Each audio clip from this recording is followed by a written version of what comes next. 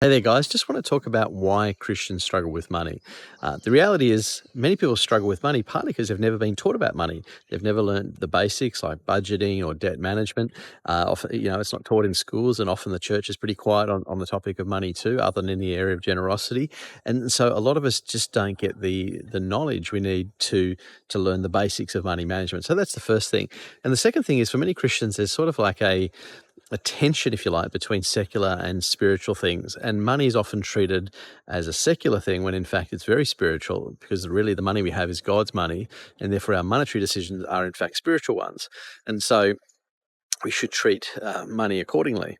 And then finally, there's of course this tension in terms of our culture. Our culture is totally bombarding us daily about what we should have, the kinds of cars we should drive, the houses we should live in. It's always about upgrading and having more and more and more. And so there's this constant pressure on our lives that impacts us. So the good news is there's antidotes to all of these things. At the end of the day, in terms of struggling with money, we can learn about money. We can learn what the Bible has to say. The Bible has truckloads of wisdom on money management. And of course, we can learn the basics of money management. And I'd strongly recommend you jump onto our website, wealthwithpurpose.com, to look at some of the tools to teach you basic money management so you can get that. Then, of course, there's that realization that our money is, in fact, God's money. And therefore, it's very much, as I say, a spiritual exercise. And we want to involve God in our financial decisions. You should pray about, all your major financial decisions.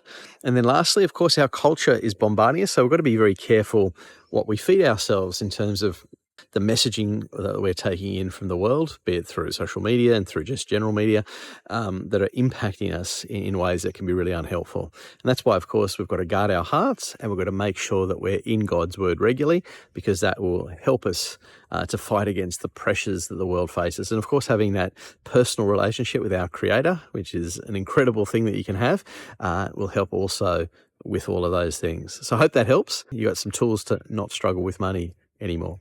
God bless. Have a great day.